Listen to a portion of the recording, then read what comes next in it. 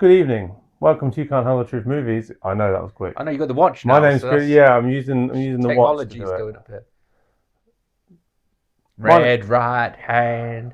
Sorry, Peaky Blinders is it? I'm Chris James, and we're going to do the Peaky Blinders film, The Immortal Man. You can't handle the truth. During World War II, Tommy Shelby returns to a bombed Birmingham and doesn't just discover, he becomes this wartime secret agent almost, facing threats and stuff from his past and all that rubbish. Have you finished? Yeah. Okay, so I'll just put a little trivia out there. That Red Right Hand song also is in Dumb and Dumber and the Scream franchise. Brilliant. Yeah. So, Just chuck that in there. obviously, Peaky Blinders has a really big following, and there's seasons and seasons of it. Is it? I thought it was like 4 or 5. Like 6. Alright, 6. Okay. And Have you seen any of them? yes, I have now. Oh, you Because okay. I knew I was going to review it, and I didn't want to just be like, And what I found with the seasons is pretty much what I found with the film.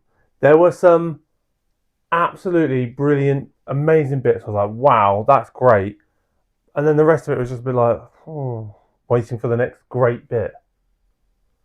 So I saw the seasons when they came like long time ago, but I only got to about 2 or 3, I think, and then I stopped watching, and I couldn't remember anything about them. You said, well, it says you don't need to have watched them to enjoy the film or understand it. That's true. You don't need to watch them to understand it, but I think to get the most from the film, it would be beneficial if you had followed it. Yes. Because it's so character driven. Like the characters are making all these statement things, like when he's in the bar and stuff. And did you know who that is? It's like, well, not really. I've seen him at the beginning of the film. I kind of get, but if you'd seen him through all the shows, it'd be much more impactful.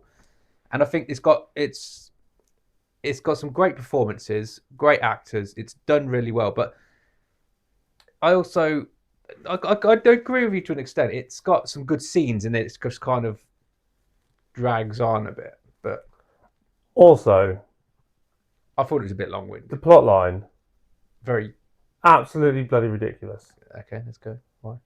Right, so we're going to say that Tommy Shelby, this Gypsy King, Yeah. drug lord, he went up against the Nazis, a whole massive Nazi operation, and won.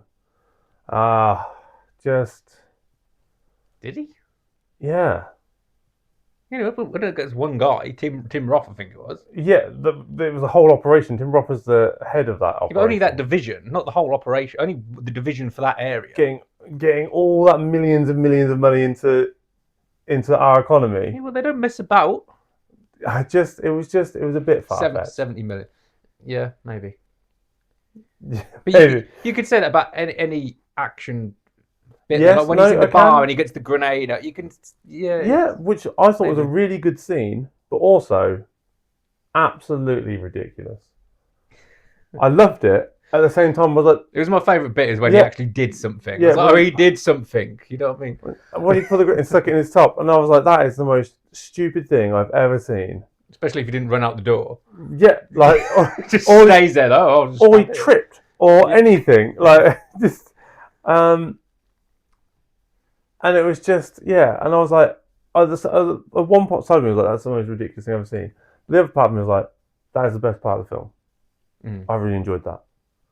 It was great, and you didn't need to see anything because, it's not like a big, like blood going everywhere and like blood. But he runs out the door. You hear it go off, and you see a bit of shake and a bit of dust, and you just know, and it just leaves your imagination to kind of imagine what everyone saw and felt. And I really like that scene. I really like some of the other scenes as well. Yeah, it's acted really well. Yeah, Top the actors class, did a good job. It was good, slow, good bit, slow, good bit. My favourite bit was when he gets on his horse and Red Right Hand comes on.